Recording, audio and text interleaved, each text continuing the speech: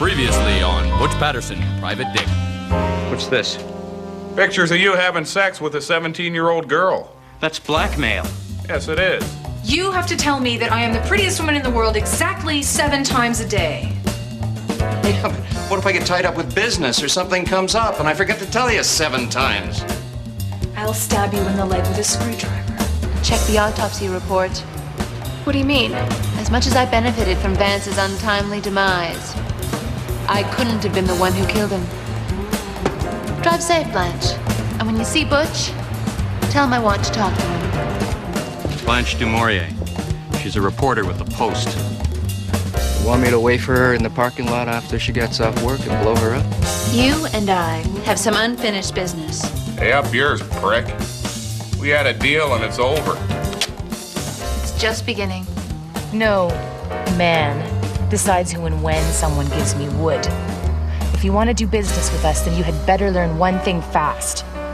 You don't ever, and I mean ever, come to us with empty hands. You pay your respects.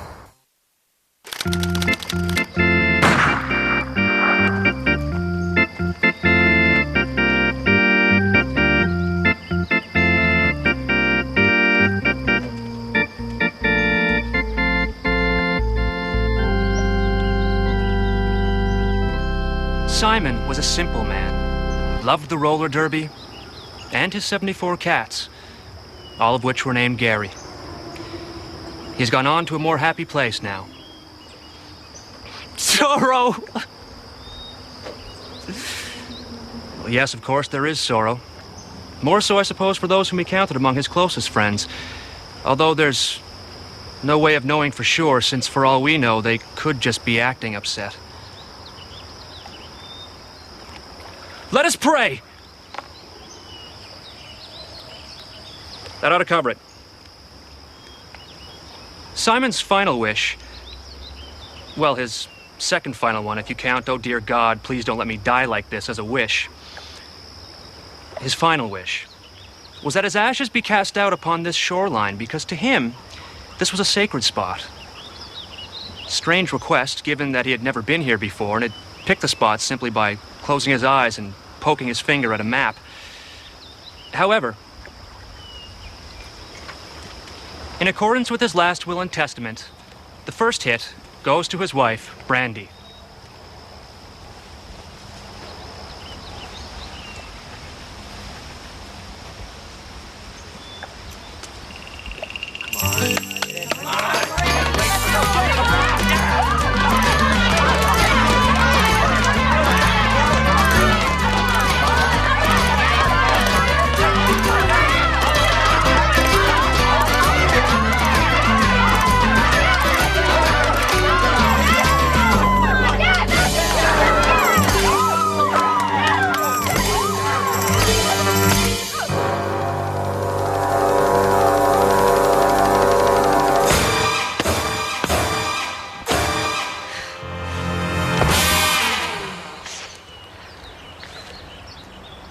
What are you all looking at?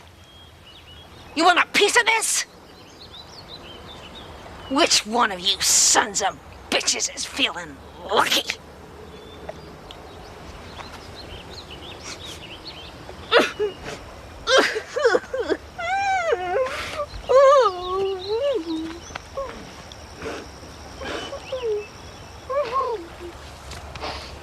Well, I gotta go.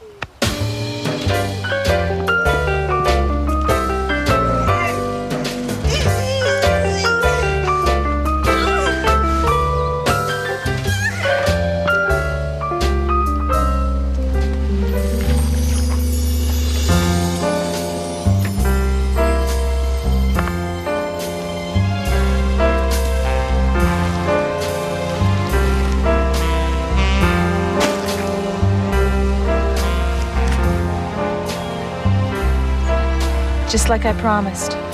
A trout, for old time's sake. Goodbye, Simon.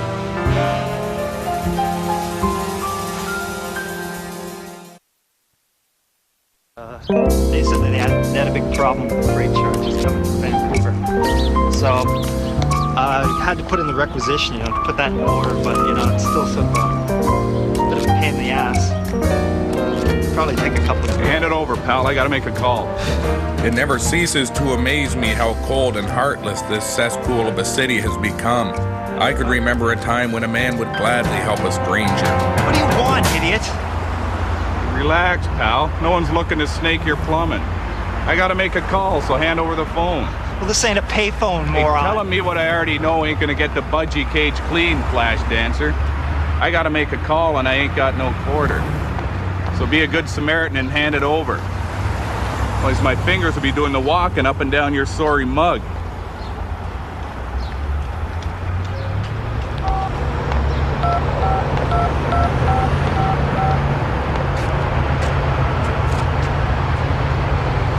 Yeah, let me speak to Donald Strand.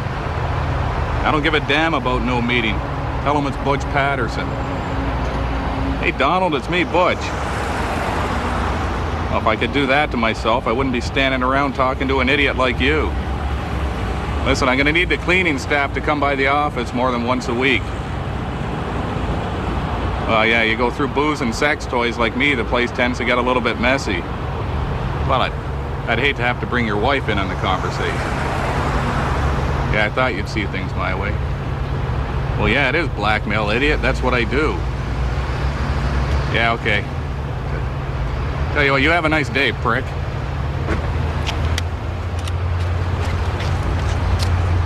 Pretty nice little thing there. What kind of greenbacks would a guy be looking at to lay his hands on one of these? A couple of hundred for the top of the line and, just monthly charges for the phone calls. Well, I hope you got a good paying job, idiot.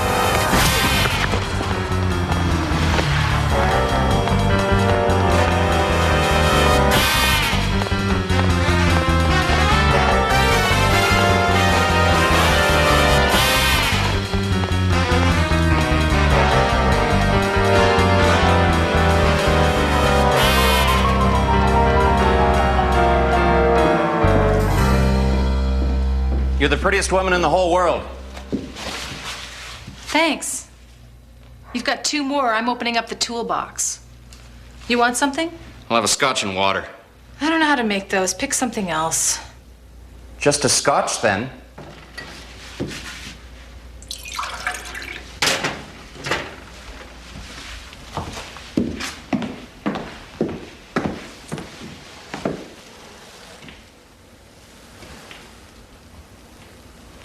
Is that Trout? He was family. I waited until everyone left. I just wanted to pay my respects. No one saw me. Better make sure you're right. If anyone makes the connection between Simon and us, our whole empire could come tumbling down like a pig house. You know, one of them houses like that pig had. The 3 little pigs. That kind of house. It was the only family I had left. You can understand that, can't you? I suppose. Hey, can I ask you something? Anything, Tommy, you know that. Well, how come you two always exchanged trout whenever you saw each other? It started when we were kids. Mom and Dad tried real hard to teach Simon and I proper manners. Dad always used to say that it was polite to shake hands with someone whenever you saw them. Simon thought he said, give them a trout.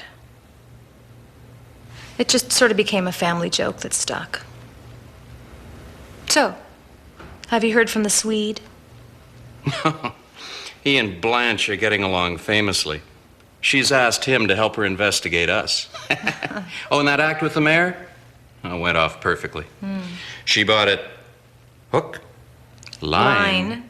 And sinker.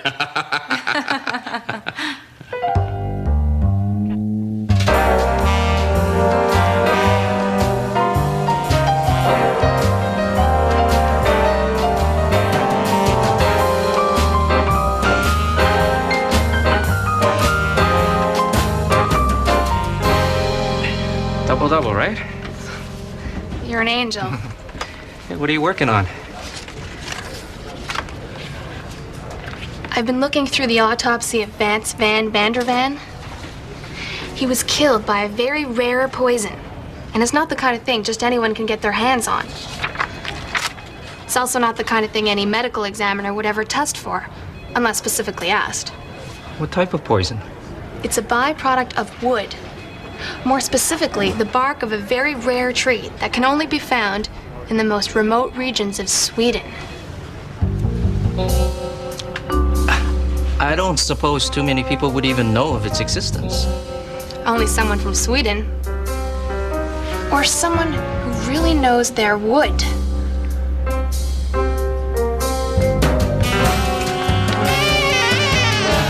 me $3,000 on the 4-horse in the 5th, 22 grand on the 9-horse in the 2nd, and 15 grand on the 2-horse in every other race.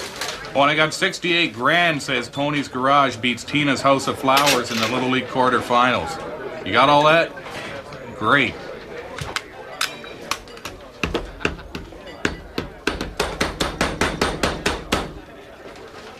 What can I get for you? Hey, easy there, prick.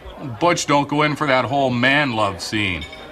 And even if I did, who the hell do you get off thinking you're good looking enough to get a piece of me? What's your problem? You don't get me started, sunshine. You ain't got the stomach for it. Don't make me 17 gin and tonics in a small draft. Sometimes you just gotta speak their language. I was in a funk. An old acquaintance, a dame I hoped I'd never see again, was back in my life and opening some doors that were better left closed. Normally old Butch here calls the shots and he don't do nothing he don't like. But this broad was holding an ace up her sleeve. She was the puppet master. Leastwise until I figured out how to cut the strings. That'll be $71.89. Here's 70. There's a couple of bucks down there for you. Oh, gee, can I keep the change? Well, I was gonna let you right up to that little bit of sarcasm, prick. Now you can go screw yourself. That'll teach you to be such a smart ass.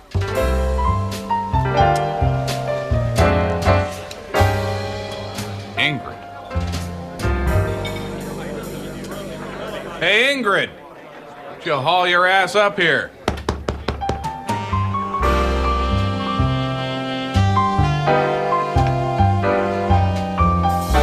So you're still gambling? What? Oh, the potatoes. Yeah, still gambling and still losing. How long you had them up there? 6 weeks. It's been a while. I ain't seen you since that time you and me got in the fist fight in my office over that booze. Then you double-crossed me, taking me to that hotel room saying you were gonna have sex with me, tied me up to the bed. Only instead of banging me, you called my mom into the room and she beat me senseless for stiffing her on 5.5 years back rent. How's your mom doing, anyway? Who knows? I bribed some psychiatrist to commit her to a nut house out in the country. I don't visit her nothing. I'm living in her place now and paying the rent with her Social Security checks. Yeah, who's laughing now, Ma? Thought you could outsmart old Butchie. Well, think again. Not so funny spending every day in a goddamn lithium haze, is it? Here's your golden years, you evil tyrant. How's it going with you? Not so good, Butch. I've been having a run of bad luck lately. And I'm not just talking the potatoes either. I mean, if it was just the potatoes, it'd be one thing. This gambling, it's got a hold of me, Butch. I had to spend 3 months with a bag of onions in my pants and 9 copies of Salman Rushdie's Satanic Verses taped to my back. Trying doing that and holding down a job. Pretty soon you're in so deep you got no choice but to roll the dice another time and hope you get lucky. I didn't. You're barking up the wrong tree if you're looking for sympathy, baby. After what you did to me, you're lucky I don't punch you right in the clavicle. Hey, I beat your sorry ass senseless once. Don't think I won't do it again. You're lucky I got a rule about hitting broads when they got a bag of potatoes on their head. Damn lucky.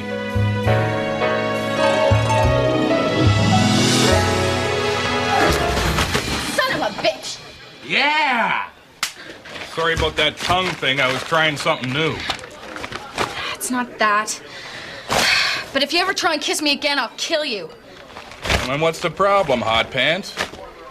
Had a side bet going with the bartender that I could keep a bag of potatoes on my head for 7 weeks. Now I'm at another $11,000. Tell you what, why don't we finish these drinks and go back to my place? You and me can have sex again. What do you mean again? Well, that's right, you forgot. I'm a premature ejaculator.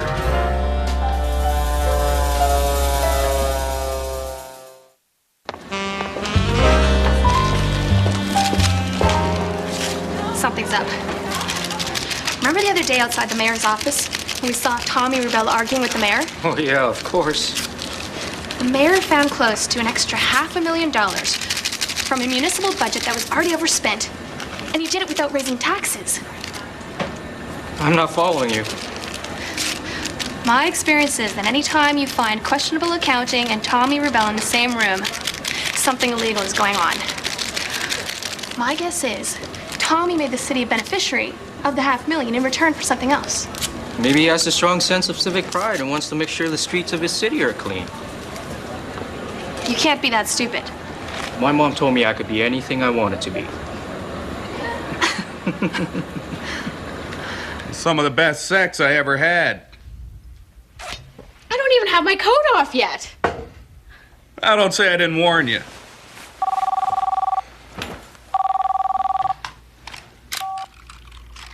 What? No, there ain't no Barry. Barry, eh? Hang on a minute. Barry's dead. Yeah, he OD'd on heroin in a gay bathhouse. Well, maybe you didn't know your son as well as you thought.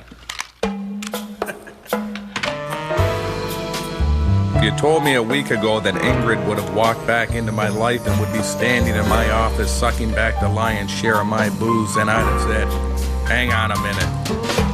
Nobody rides for free, hot pants. Get your own goddamn bottle. Give it back, Patterson. Go to hell.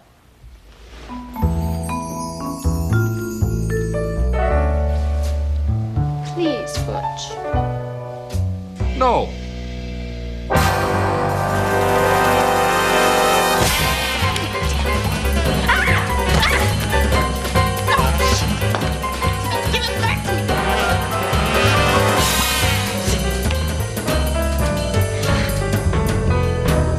Oh, hey, Blanche. You remember Ingrid? Case I worked last year? She's the one who double-crossed me and set me up to take that beating from Mom. Yeah. I didn't recognize her without the bucket on her head. Hi. Can I have a minute of your valuable time, Butch? Alone? I was just leaving anyway.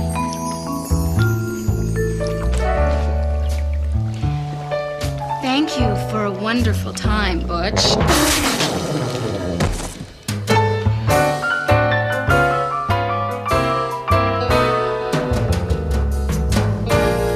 Take a load off, Blanche. What old Butch here do for you? Do you remember Vance Van Vandervan? Vaguely.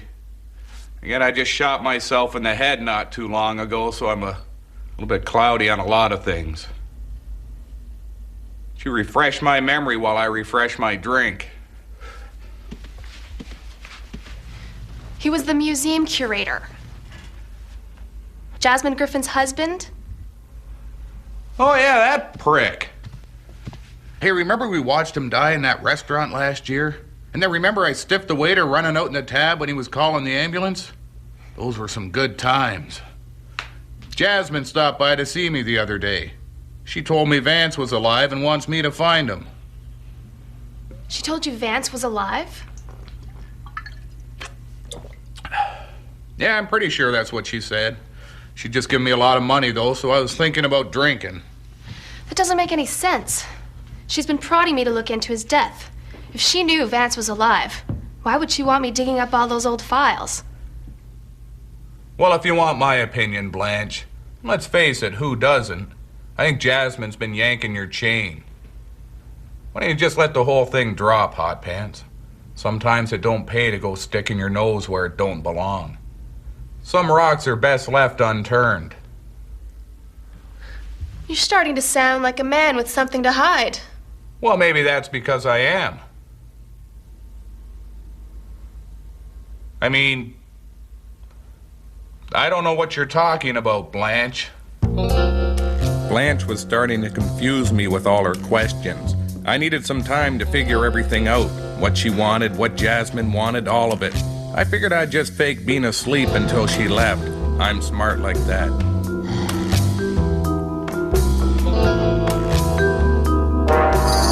You're never gonna change, are you, Patterson? I'm gonna get to the bottom of this, with or without your help. Let me know if you find Vance. Oh!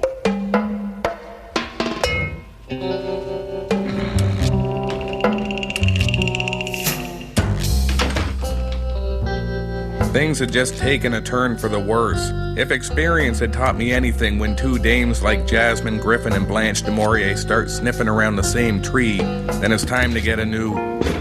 I made a mental note to see a doctor about my head.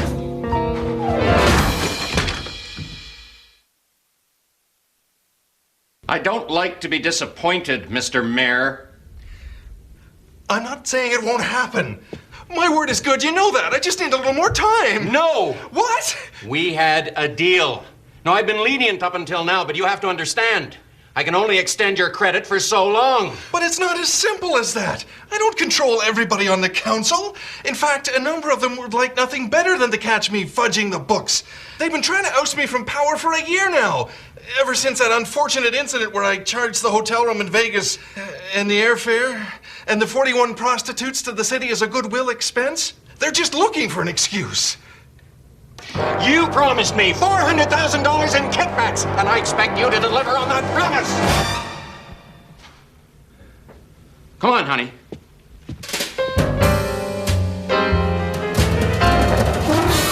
You are not a very trustworthy man. And if you don't give us our money, I'm going to hire a man to come in here and break your foot.